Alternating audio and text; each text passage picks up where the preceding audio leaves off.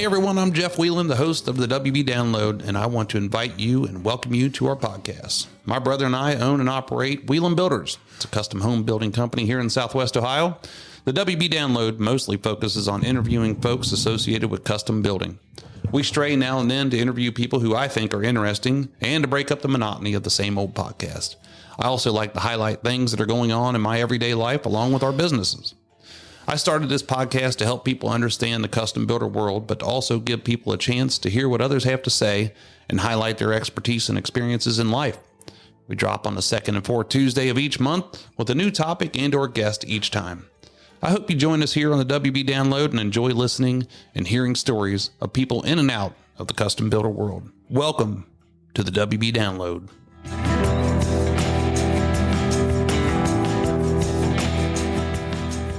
Hey, well, welcome again, once again, everybody. Today is Tuesday, July the 8th, 2025. Welcome to the WB Download.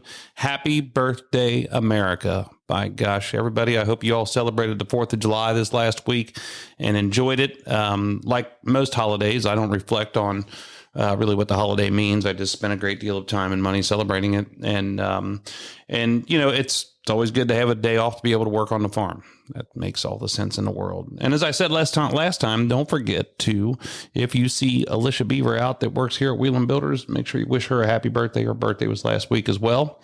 And I've got a couple other people I know that are around that 4th of July. Tim Hensley is another builder here in Southwest Ohio, and his birthday is on the 4th of July. And he's always surprised that I remember it every year. And so we've been really busy here, at Whelan Builders, and we're just trying to get some jobs started in between the raindrops, catching up on everyone's designs and selections. We've had a lull there trying to get caught up. We've been training people, and people have been, it's been a revolving door here where people come and go but you know, by gosh, we're back on it now. And so we're just getting everybody caught up, getting things squared away. But you know, we finally got a bunch of things squared away with the government, who I love, who had some restrictions on lots that customers had already owned, and I had to go work out all the details and the issues on them in order for us to be able to get started. And it seems like they all hit at once. So, you know, if we sell a house one month, you don't know if you're going to start it that month or the next 6 months when you're dealing in Southwest Ohio. But we're grateful for what we have, and as I said, we're just watch our social media as you see these things come along, because these are some really cool houses that are coming up here. So you know, the other thing that we do is we have the tendency to develop our own strategy, our own forms, our own systems, etc. And as a manufacturer, we're always coming up with a new list, a new standard operating procedure, a new book to write to tell somebody how to do something all the time. And you know, I guess I learned this from a long time ago. If I get mad that somebody didn't do it the way I wanted to do it, did I tell them how to do it? Did I show them how to do it? Did I write it down and say, this is the way we do it here at Whelan Builders? So that's one of the things we're trying to do. There's no fix-all when it comes to custom building software. I know a lot of guys have done a good job. We're implementing Buildertrend right now, and even they try and do a great job, but they still can't catch all the things that we want. So we make a lot of our own stuff, always working on it, trying to improve systems all the time. So at home on the farm, we've been working like crazy on these 4-H animals. The kids have been working so hard, and it has been so brutally hot every single day. Cody's been finishing up baseball, and man, it's been like, it feels like 107, 110 degrees out there when they're playing, which is crazy. But just working in the barn, they have 6 animals they're taking to the fair. Raina's got 2 rabbits and a feeder calf, and Cody's got 3 head of cattle. He's taking 2 steers and a heifer to the show, and that's going to be a busy week. But it's so incredibly busy leading up to this, and people have no idea really to do it right, what it's like to get these show cattle ready, and always working with them. So I can't praise them enough for how much they've been working, how hard they've been working, and the dedication, and they still find time to laugh in between there. So it's pretty neat. So, you know, I'm one of the things I'm grateful to have Shannon and the kids on the farm doing things all the time. Since Cody was about 7 or 8 years old, he could get on a machine and operate it like he's been doing it forever. We got this big, 40-ton machine, 323 and whatever ton it is, but it's a great big machine. And he's dug basements with it and done a number of different things with it. And people are always like freaking out when they see him on there. I get a kick out of when people need something at the farm, and I'll say, well, if I'm not here, my kids will be here. Cody and Raina can load you out. They can show you around. They can get you what you need. And then they go there and they realize it's an 11 and 13-year-old kid. And they always call me and compliment them on what they do. So it's pretty cool to have everybody there. They called me last week and I'm talking through some stuff with Cody and I'm like, what are you up to? Well, me and Raina just saw that one of our cows' name's Gladys. That Gladys and one of her, she had twins this year. So Gladys and one of her twins was outside the fence, was roaming around up there and where Cody built this driving range. And he said, we went up and got her back in. Came back to the house and figured out that the breaker was tripped on a GFI where the fence is plugged in at, and we got it all taken care of. It's like just so matter of fact, and I'm like, man, I'm amazed that that they take care of this. And then they have the conscience to go around and look for the other cows just to make sure that they're all still in the pen. So pretty neat. Pretty proud of those guys. Today on my podcast, the guest is me and only me. We had a little snafu with our Walk My Plans folks there a couple weeks ago. We recorded just what I thought was an incredible episode. We laid down this unbelievable podcast. He and I have never met each other, so we were just talking and just really getting into some cool details that they have to offer. And I'm sure when we re-record this, it's going to be the same. But I was just so disappointed because it was so natural, so organic that it was pretty neat. But so we're working through that. And so today I've been talking about this for a long time, just with other people. We don't have this much of a problem around here, but talking about tough customers, what makes you a bad customer? And like I said, I've had this on my mind, and thankfully through the last 28 years of me working in this business full time, I haven't had to deal with this much, but I talk to a lot of people who have. And I think that, we could just dig into a couple details here. In the home building business, a bad customer is typically someone who makes the project more difficult, costly, frustrating than it needs to be. And just some common traits and behaviors that make a customer problematic, from the perspective of builders, contractors, designers, and everything is some of these different things. Now, don't get me wrong. And I reached out to friends of mine who are boat dealers. And I reached out to friends of mine who are tractor dealers and car dealers and people who own a wide array of different businesses, and just to find out. And so it's most of it is, the things that we're going to talk about. And like I said, don't get me wrong here. I know that there's difficult builders and people who don't have their shit together, and there's difficult people to do business with because of their personality that, some people are salespeople and they should never even be in front of the general public. I know how all that goes, but if you got any problems or you got any comments or anything like that, I'd love to hear these. Please send me an email. But my email is willlevellet@fourcornerschurch.com. I'm just kidding. So first one is unrealistic expectations. And I think this falls a lot on the responsibility of the business owner, making sure that we are setting the expectations. Now, I'm not saying that once we do that this is always the way it goes, but a lot of people, with us, we're building a custom home. So I always have to say to them, what does custom mean to you? Because if you think that it means that everything's included, that's not what custom home building means. And you have the other side of it where builders are going out and talking like they're building a custom house and really all they're doing is changing the size of the island. That's not custom either. So what custom means to me is we're sitting down with a blank sheet of paper and we're drawing this thing from scratch. You're making every decision with us that goes into the house. It doesn't mean that it's a blank checkbook. It doesn't mean, well, that should have been included. Did we talk about it? Did we write it down? Did we do the details? Our selection sheets are sometimes 85 to 100 pages long. If it's not in there, it's not in the contract, and it's not on a plans that are sometimes 25 pages long, it's not included. I have to tell you that. So when it comes to budget, though, you have to be honest with yourself. You have to be honest with the builder. Something that everyone should understand too is that you can continue to shop and look, and you're probably going to find somebody who does it cheaper. That is not my goal, is to find somebody who does it cheaper. My goal is to find somebody who does it right at a high quality for a good price. You can't just say, hey, we're Wheeling Builders and we feel like we do a better job than everybody else, so we're going to charge you more. It doesn't work like that. The market sets your rate. I've had concrete finishers that are $8 a square foot that suck. They could suck the dirt off the floor. And I got another guy that's $1 a square foot and who does just as good, if not a better job. So that just goes the opposite way. You have to have a builder that knows what they're talking about. You have to have a business owner that's done good research on what you're getting.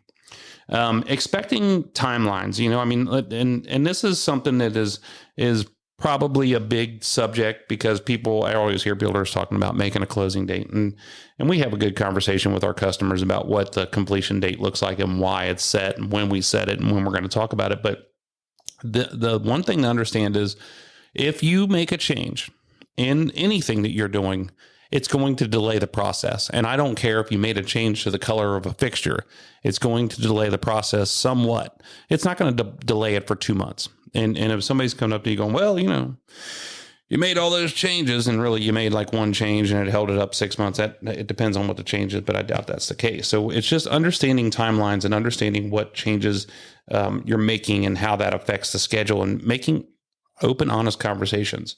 Another thing that people have an issue with is if they want their house to be Pinteresty or HGTV like, that I struggle with that because we love inspiration pictures. We need them from you more than anything. I mean, if you've got an idea, if you've got a thought, if you saw something cool on vacation, wherever you were, and you come back and you show us something, I mean, we love it. That's what we need. But the hard thing about Pinterest and HGTV is it's an amateur experience that these people have done. It might look cool. Look what I did. That's cool. But it's usually not something you want to put in a $4 million house. And so let's use that as an inspiration picture, but not something that we want to try and duplicate because it just depends on what it is. Again, it's your house. You want me to do it, I'll do it. I just want to make sure that you're understanding our role is to guide you in this process. And I think the other thing is setting expectations, and all of these are probably, you could relate every single thing that I'm talking about back to expectations, but understanding that everything costs money when you build a home, everything. And the time, passion, and money is something we talk about. You have to have each one of these, and you have to understand each one of these, understanding what this means. Because I talk to people about time and they're like, well, when are you going to have this house done? I'm like, don't worry about how long it's going to take us to build the house. What I'm worried about is how much time do you have to dedicate to this project? You yourself, meetings and phone calls and Google Meets meetings and reviews and all the time and job site meetings and all these things. And then the passion, understanding what we're talking about with this passion. Passion is not getting upset when things didn't go the right way you wanted them to go or something. Passion is being dug into this project and just embracing everything and understanding that you are designing this house and just dimensions and colors and appliances and countertops. You're the one that's making these decisions with us. So that's the passion. And of course, the money. You need money to do this stuff. And you're the one that sets your budget. You're the one that can tell us how much money you can spend. And we've had this conversation on the podcast before, is that when it comes to understanding what money can buy, and sometimes I'll go out and I'll say, hey, I want to buy a new car, and I think I'm going to spend a certain amount of money on it. And when I get out there and start shopping, I realize I can't buy a car for that kind of money. Then I have to go back and realign and reset my budget to understand what I'm really going to get. Understand money. Understand how the money works with a builder. Understand how the money works with a car dealer. Understand all of these things that get you to the point where you're comfortable. Ask questions. Find somebody that you can deal with that you trust. That's really, really important. So, going to another one, the constant scope and changes. So let's talk about changes. We love change here at Wheeland Builders. Everything changes. We learned this from the Byrds, and we learned this from Taylor Swift. We love change. Everything changes. Seasons change. Understand the domino effect of the change is hard for people. Like I said before, as a customer, if you put the word just in describing something that we're about to do, it's a hell of a lot more than what you think it is. And I try and be careful of that too, especially with my architects. I'll talk to them and I'll say, can you just do this? And like I feel like they're going to hit an X and a Z on the keyboard, and it's going to go like, oh, look, it changed. It doesn't. It's not like that. It's so much more difficult than what you think it is. And you want it to be, right? I mean, you don't want something to be simple. Adding features and making design changes without understanding the time and cost. The same goes for when you're in the design phase, and not just during construction that'll delay it. When you're in the design phase, if you're reviewing plans, if you're making changes to the plans, if you're doing these things, it's going to cost you probably more money. It's going to cost you more time. Everything relates back to this understanding the expectations, but understanding what a change means. And you got to understand, like I said before, the changes probably cost money. And even if they don't, we still create a change order for it. It's really important that you can see these things and say on paper, hey, we agreed to do this. This is why we're making a change, even if there's not a cost to it, but understanding what the change is. Very important. So communication. This is something that probably everybody in the world thinks that they could be good at, but they suck at, including me. But we're always working on it. Sometimes we over communicate. Sometimes we tell too much. Do you really want to know get in so deep into the weeds about what happens on a daily basis? I don't think that's good for anybody. You hired us as a builder to do a certain amount of things, but the communication part of it. For one, I always tell people in the beginning, if you and I aren't comfortable with each other, the communication is going to struggle. If you don't like me and I don't like you, then it's going to be really difficult and it's just a personality thing. And it's hard to get to know that with somebody with just a couple of meetings in the front end, but you have to feel comfortable asking questions. You have to feel comfortable having conversations. And if you don't have that, then that's going to be a restriction. Understanding that there's so many different ways of communication today. We talk about it. I talk about it with all my people that work here. When are you available?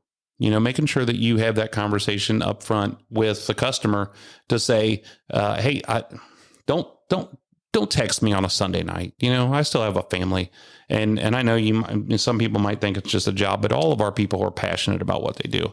And if you're texting them all weekend, all night, whatever, that's up to you. It's gonna aggravate everybody. But then I tell my all the people that work for us, if you're responding to these people at this point, now you've engaged. Now it's your fault, not their fault. So understanding when people are available and when the best method of communication and the best time to communicate. We have to understand that with our customers. Do you want a group text message between the three of us? Do you want emails are better for you? Phone calls are better for you? How's it work for you? What method of communication do you want? Articulating what you want very clearly. And this is difficult because this requires a lot of vision. It requires commitment to the decision that you've made. And then don't make the decision and then come back and complain when you think it's not right. Just like I said in the beginning of this podcast, if somebody's done something and I'm upset about it, but I didn't articulate to them exactly what I was doing and what I wanted and how I wanted it done, it's kind of my fault. Just turning somebody loose. So that's really important. And then, communicates indirectly or passive aggressively. I mean, that's really tough. Through online reviews, you go to Facebook. I've seen people talk about this. They're a keyboard warrior, and I've got people that are around us that'll say, I ripped his ass. I let him have it. And I'm like, well, what'd you say to him? Well, I mean, I texted him. I'm like, you did what? I mean, you tough talk somebody on a keyboard? That's the most chicken. That's not good. Don't do that. And don't, I mean, I was guilty of this when I was younger. Pick up the phone and I'm going to light you up. And 9 times out of 10, I was probably wrong to begin with. But you have to go into it realizing this is a tough conversation. It's not an argument yet. It's not a screaming match yet. But these are things that you need to have the conversation with somebody. And you're all grown adults at this point and in your lives. And you need to just say, hey, I'm upset about this. I'm upset about this. And what happens to me in this situation as a customer, if I'm talking to somebody and it's bouncing back around, it seems like every word I'm saying is bouncing around the room. I'm talking to somebody who's giving me excuses, who's bullshitting me, who I just cannot stand to listen to any longer. Then I start to lose my cool a little bit, probably. But I'm giving my credit to myself for probably days or multiple conversations of being calm, but nobody gives you any credit for that when you lose your mind. So really, communication is so important. We try and communicate with people on a weekly basis, giving them updates on their process. We started communicating with people on a Google Meets meeting once a month, and we realized that was too much. We started communicating with people, reviewing their cost sheet and their financial position when we're going through the job, and we feel like that's probably the right amount. We're always open all the time for different conversations, but that communication is so important, and making sure. And the other thing, let's not forget about communication, making sure that you're honest with yourself and the people that you're talking to make sure that we are all on the same page going into this thing. We get it. Hey, we're the manufacturer and nobody's ever done this stuff before. Since we're doing it right now, things get screwed up. We're probably going to fix it. But we got to work through these problems together to figure out how we're going to fix it. So don't get upset on the communication side of it. Micromanagement. I'm a micromanager. And I tell people that right up front. I heard I can't remember the guy's name. He was the CEO of Walt Disney. I was watching him, listen to him speak one time at a convention, and he said, "I think micromanagement's a good thing." And I could see where I think a lot of people think micromanagement is somebody's typing on a keyboard and their boss is standing over their shoulder, breathing on them, going, "Don't say that. Don't say that." I don't think that's necessarily it. Micromanaging for me means that I'm looking at every position that we have in our company, and we're talking through issues all the time. So I want to make sure that if anybody asks me a question or brings up a topic or an issue with me in this company, that I'm not one of those people who didn't know about it or doesn't know about it or didn't understand it or can be completely caught off guard. So I feel like that's a method of micromanaging. I feel like there's so many different details in these houses that I need to be focused on so many of them. All my guys are focused, all the people that work here, they're focused on their roles and their jobs for sure. But we rely on each other to look at these things. So I like to micromanage. But when it comes to the customer micromanaging, you hired us for a reason. You went to a specific business for a reason. And most of the things, with the exception of the Great Steak and Fry Company and Whelen Builders, the things that you buy out there are probably not made right in front of you. They're made somewhere else. They're made in a factory. They're made behind a curtain or behind a wall. And you don't get to see it all the time. So then now here we are, probably the largest investment that you're going to make in your life. And now it's being put together right in front of you. And you get to see it every single day if you want. And so you come out there and it's easy to pull up. For me, it's easy to pull up on any job site, mine or somebody else's, pull up to a different business wherever we're at and start talking about all the things that are wrong. And so that becomes a little bit more micromanaging. If you are a customer and, as a builder, we're building this house and you're going out there every day and you don't see enough progress, you're going to get upset and you're going to be unhappy with everything. Because you're like, man, what happened? And so I know how it goes. And I'm like, hey, listen, here's one thing you could do. This doesn't sound good, but don't go out there every day. Because you need something that's going to, just chill for a little while. And if things don't progress over the next week or two, then you probably have a reason to raise a red flag. But this micromanagement on the site, some of this stuff I can see is probably a result of thinking that you distrust the builder. You distrust the builder's experience. You're second guessing every decision. That if you're doing that right out of the gate, you probably shouldn't have hired that guy. You probably shouldn't have done business with that company. If you second guess everything right out of the gate, like I think second guessing, I think of Ronald Reagan. We're going to trust, but we're going to verify. I'm going to trust you to do this job, but I just want to verify everything's going good. You can't go out there as a computer software guy and start telling the framer how to swing a hammer. That gets to be a little tough. One of the things or three of the things we talk about here at Whelen Builders is humble, hungry, and smart. And the humble part of that is being able to talk to people with the same amount of respect, no matter what position they hold in a company or in life. And so that you have to not be able to go out on the job and think, oh, this is just some kind of plumber, or this is just kind of roofer or something like that.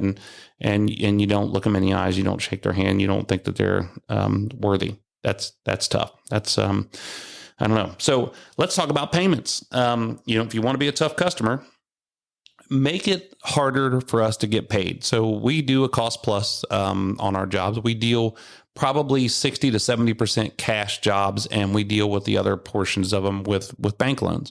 We're good either way. Doesn't matter. We win, and we kind of don't care where the money comes from, as long as we have a set program in place, and we've told you how we're going to want it and when we're going to want it and how much we're going to want. If you look at this and say, "Oh, I'm not going to pay you until this, and this is done," I look at these jobs with the cost sheet with his customers. You can look in each one of our phases, because that's how we make draws, is phase 1, phase 2, phase 3, so on and so on. And we have a percentage matched to each one of those phases. And you're like, well, this one category is not filled in yet. I'm not giving you the draw on that amount, but you can't look forward and see that we've got another $300,000 hanging out there on deposits for cabinets, on other work that we've done in the next category already. And that's just a matter of being difficult. And there's no reason for it. Because you're still in, and same thing, when you get to the end of the job, I can look at this and say, okay, I can understand, hey, I don't feel comfortable moving in and completing this project because you got 100 things on your walkthrough list. And what can we do to work this out? What can we do to assure that you're going to come back and take care of this? Now, we have all kinds of documentation that we put in place if for some reason there's some things on the list that need to be done. But if somebody's that adamant about it and they're going to hold back payment, say, hey, okay, we can do that. You can't move in until we're done then. And you don't have to pay us until we're done.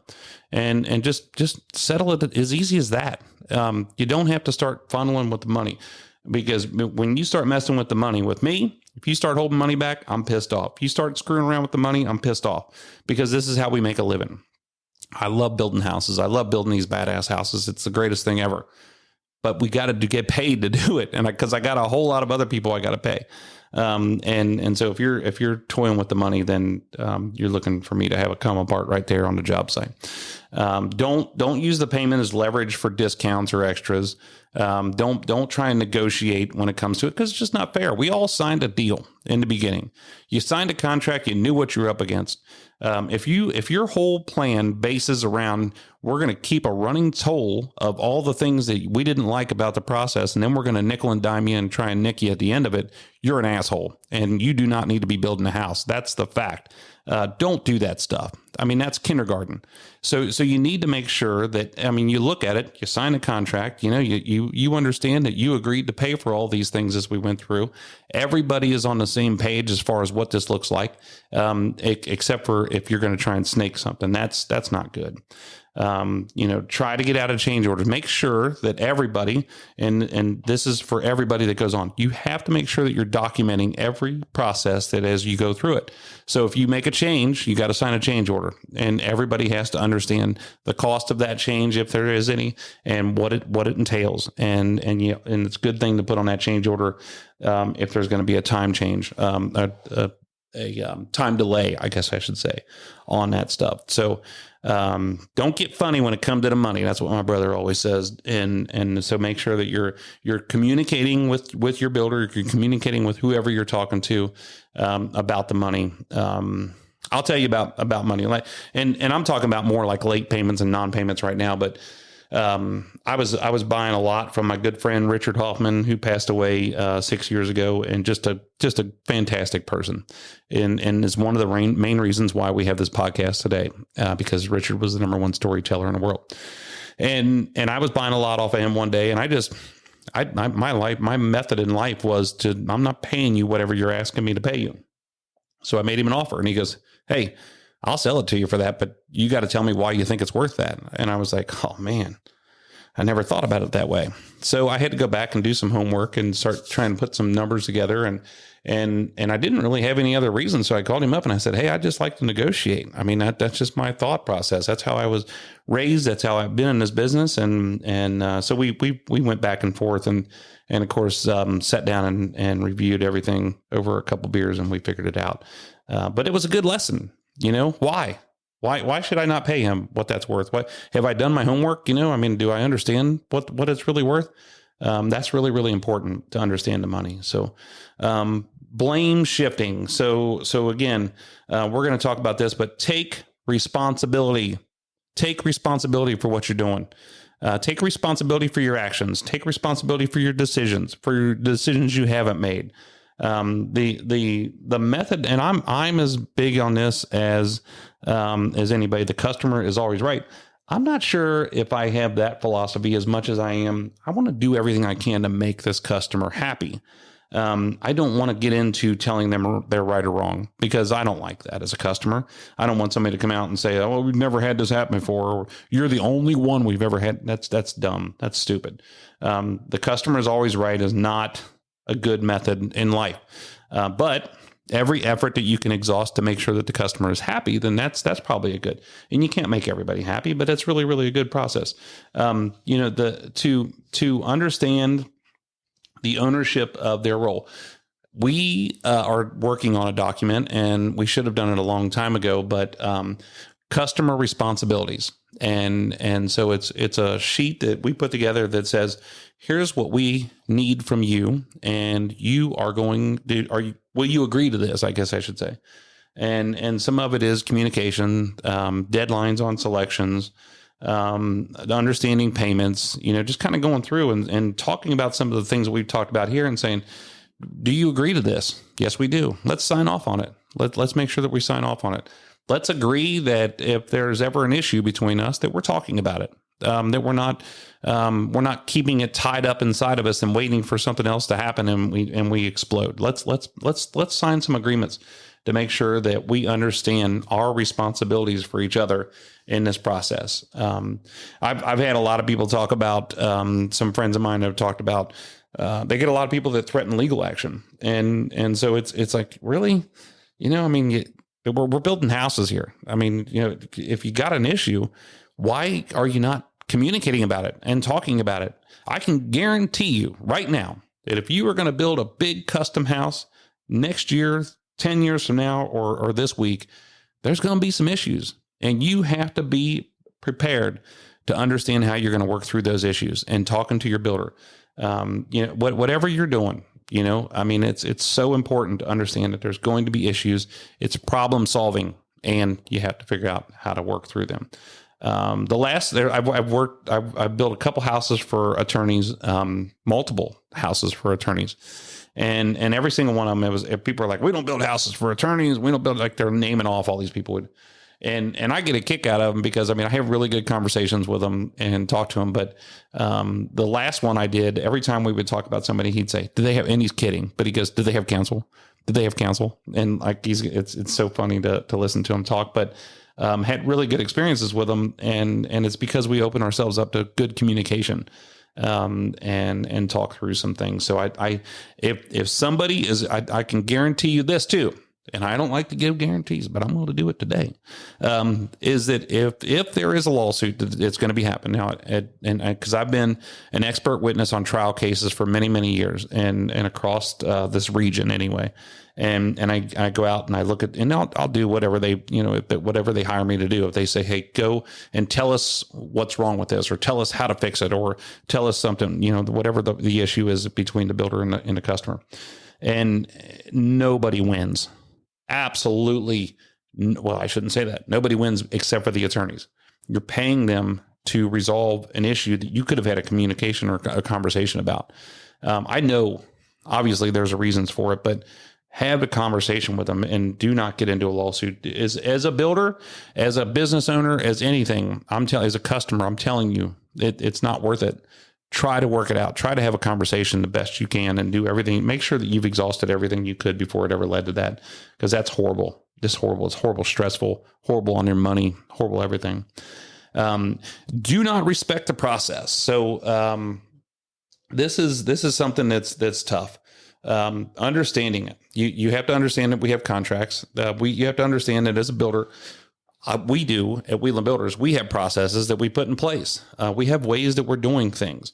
If you are in a different industry and you're coming over and looking at this build as a customer and you're going, well, that's dumb, that's stupid, that's dumb, that's stupid. Well, we're probably not your builder. because we do have processes, and I am always open to listening to people, especially outside our industry, for people to look and say, hey, you could do it this way, or you could do it that way. That's going to help improve the process for our next customer that we have in line. That would be awesome. But don't ignore the builder's processes and timelines and boundaries and all these things, because it's the process that they have put in place. And I hope that you hired that person because of them. Don't try and bring in your outside buddies, your cousin's nephew's boyfriend that works at the pool hall that shoots pool with them on a Tuesday night to do the heating and air conditioning. It doesn't work that way. It's gonna, I always tell people, I'm going to make your Christmas dinners a little easier by just telling you we don't allow that. I'm always open for it. I mean, if they're a bona fide contractor and I meet with them and they actually do the work, well then, yeah, let's do it. But if it's part-time, then it's not good. You just don't want to try and go down that path. It's going to cause problems for everybody. Insurance and warranties and guarantees and correct placement, correct materials, so many things, that just, we don't get into a good situation when the customer tries to help. And because you hire these people to do this job. Hopefully, I hope that's why you hired them, is because you believe in what they're doing. You believe in the people that they have working for them. So we have a thing called red flags, and we like to interview customers in the front end just as much as they're interviewing us. And we'll listen to some things that they have to say. We'll look at some different things that they're trying to do. Even on the phone, before we get to meet with them, we're looking at a list of red flags, and some of the most important things are, if you're saying, hey, can you meet at night, 8:00 at night? Can you meet on the weekends? We're probably not going to be too excited about that, because we need so much time from you. And if you can't even indulge or engage in that first meeting during normal business hours, then you're probably not going to be able to handle the hundreds of hours that we need from you during this build process. If you on the phone or in that first meeting start bad mouthing another builder, and you start talking about how terrible they are, and no matter agreed or not agreed, I don't want to hear that stuff. And that means that you think you know more than most builders, and it's probably going to be an issue. And some people are just, boy, they're hard on people. You start to see a trend where everywhere they went, they had an issue. I had a lady complaining about Amazon one time. It was just horrible that they brought all the things she bought to her front door. If you have budget constraints, and I'll tell you that this is not a knock against anybody. People always ask me if I build in a certain price range. And when we get in, when what we do, our process, we don't have standard plans to where you look at this and say, we want the Heartland and it's, $800,000. We draw everything from scratch. So when we start talking about budget, we have to, in the initial conversations, have a range, and you have to be acceptable to understand the higher part of that range or even more. I haven't met many people who have been through this build process where they got into selections and didn't spend more money after the contract. So when you come and you say, hey, we need to be at this price point, and we want you to build a house for $500,000, it can't be $525. It can't be $515. It's got to be $500. We are out of the game at that point, because we don't know how much it's going to cost to build this house, because we're drawing it from scratch. So when you start talking about budget constraints like that, that raises a red flag for us. That doesn't, by the way, make you a bad customer. I'm just telling you that I think a lot of people look at us and go, oh, you're too good for us, or you're too rich for us, or something like that. And that's not the case. It's the process that we have that holds us back from doing those kind of things. Only one of you, if you're a married couple and only one of you show up to a meeting, especially the first meeting, that tells me you're not serious. And I get it. People are busy. Maybe you're feeling people out, but we take this pretty serious. We have a whole process that we go through on the phone. We have a whole process leading up to that first meeting. And if only one of you show up, then that tells us that you're not interested. Or you've got a pretty good excuse, but I'm just telling you, most of the time that's what it is. If you think that builders are crooks, if you try to negotiate in that first meeting and you do not have a leg to stand on, I'm out, because you haven't even given us an opportunity to show you the value in what we do. and you're just trying to beat it down. So one of the, and if you start talking about, hey, you know, I'll pay you once everything's perfect, that doesn't work out. That's a red flag. You don't want to sign anything. I'll get to it. I'll sign it later. There's only been maybe 2 people in my life that I've done handshake deals with, and one of them was Myron Bowling, who was one of my old time mentors. And I learned that at an early age, that I would do things on a handshake with him. Mostly because if I didn't follow through with the contract, he'd whoop my ass. So I didn't have to worry about having anything signed at that point.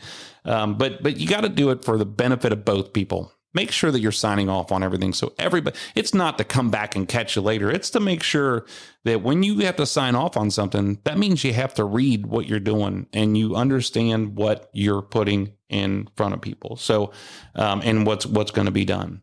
When I talk to the boat dealers and the tractor dealers and talk to some other business people, when the majority of the issues that they had with customers was when it came to trade-ins, people not being honest about your trade-in. Yeah, it's in mint shape. I mean, it's great shape, you know, and they, so they're taking your word for it in the beginning and in the beginning of that conversation, and they're throwing out, hey, they're looking at Blue Book. They're looking at some standard prices. And then you bring the thing in here and it's got a hole in the side of the boat, or the trailer's got, you know, 2 wheels on it when it should have 4. And there's a number of things that happen. That was where they really got disappointed. You know, the tractor dealers, those guys, same thing, you know, I mean, it's, hey, this tractor's mint.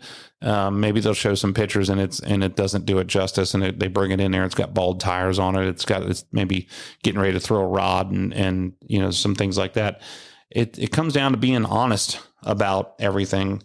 And what you have in front of you and what you're dealing with, just lay it out there. And you know, I can't say that enough. Through my own experiences, if you're trying to bullshit somebody, it's funny when you're at a bar and you're telling stories, but even then I get a little irritated with it. But when it comes to business and when it comes to relationships, when it comes to life, it's, you gotta just be straight out. Hey, you know, this is what the deal is. And it sets your expectations and sets their expectations when you're honest with each other. I was talking to another buddy of mine who's another builder and, talking about customers and he said, his sister told him, say, hey, you got to quit petting snakes, because he was telling me about a bad deal and, that he's involved in. Customer was just unrealistic. And in fact, we all knew this customer. And I say we all, there was a bunch of builders that we all made a pact that we weren't going to build for them because we already knew that they were crooked, and somehow or another, this person ended up with the deal and they end up getting sued. And it, again, we all met with them. We all knew what they were. You know, I've got some other people that some other builders are talking about, some other customers, and we all talk because I've been in this business my whole life and I'm friends with 99% of the builders that are in Southwest Ohio. I've got builder friends of mine across the United States. And so, when you're in Southwest Ohio and you're a pain in the butt customer and you've been jumping around to different builders, everybody knows you. And we've all had the conversation about why you're difficult. And somehow or another, one of us ends up just not seeing it, or we needed a deal and you take it and it makes it difficult. Now we're petting snakes. So I understand what she meant by that. You really have to do your due diligence as a business owner on how do you want to do business with these people or not? So, I think the main thing I want to talk, I look at myself a lot of times. So when I'm doing business with somebody, I was buying a bush hog off of a guy that I know that owns this tractor dealership. One of the guys I interviewed here, and he runs it, and he's got a salesperson there, but he wanted to deal with it because we know each other. Well, I'm a pain in the butt. I'm a pain in the butt when I do most things. And I don't know if it's because I'm a builder, or just because I'm my makeup of my DNA or whatever it is. But I mean, you know, I told him one time he wasn't calling me back. And I said, hey, when I was younger, I didn't have any money and everybody wanted to sell me something. And now I'm older. I've got the money and I can't get anybody to sell me anything. And it was just kind of funny to look at it that way. And so he's busy, you know, and again, he wanted to take it on himself, and it probably would have been better to hand it. So when we get done with the whole deal, I buy the bush hog and I send him a gift card to dinner. And I said, I'm sorry. that I'm such a pain in the ass to deal with. Because I know I have an expectation, and I tell people that. I walk into places and say, hey, let me tell you a little bit about me. So I'm not being an egomaniac. I'm just telling you that maybe you don't want to do business with me. I look at these things and I take them to heart, and I say, hey, I maybe I'm going to learn from this person. I'm going to learn from this person. I don't want people to think I'm bashing everybody in this world. I'm telling you what makes it difficult for people to do business with certain people. Most of this lines up with two things. Make sure that when you are interviewing builders and builders are interviewing customers, or when you're a business person and you're some sort of manufacturer and you're going to have a long-term relationship with this customer, you have to make sure that you guys get along with each other, that you kind of align, that everybody understands each other's roles, and you feel comfortable communicating, and you both have been honest with each other about everything all along the way. I have a guy that we were worried about him. Turns out I just get a kick out of these people. I mean, but we had heard some things from some other people, other builders, and I just love working with these people. It's so much fun. But I said to him in the beginning, let me ask you something. And I got this from Fred Burkowski, our business coach. What would have to be true for you and I to be sitting here a year, 2 years from now, and we're still laughing and we're still smiling and we're still liking each other? What would have to be true? And at the end of the conversation, he looked at me and said, you just got to be honest with me. He goes, I don't care if you're being mean about it or what, you got to be honest with me. And I said, done. We can do that. Same thing. I asked the same thing from them, and I've enjoyed it ever since. But so it's really making sure that you're comfortable with these people, that you're honest with them, but making sure that on both sides as a customer, you have to be an adult and take responsibility. Don't complain to your builder about the timeline when you're in your 12th month of building this house and we're setting cabinets and you're still not done with your selections. Don't complain about the timeline when you went on vacation 16 different times and couldn't make meetings and you couldn't make decisions. Don't complain about the timeline when all of these things are hanging out there and we're waiting on you to make the decision. And we don't want to look at you and say, we're waiting on you. We want to look at you and say, hey, just want to revert back to this selections list, or we want to revert back to this decision-making process. Where are we with these things? And that's really something that's tough to do. So taking responsibility for your decisions, your thoughts, your ideas, your process, I'd said it before, and this is mean and I shouldn't say it, but don't be an asshole. You have to just kind of have a little bit of good heart in you and understand that there's issues. It's as simple as that. If your attitude sucks, and you just don't like your builder or whatever it is, then it's just, that's going to be a tough process. It's going to be a long haul.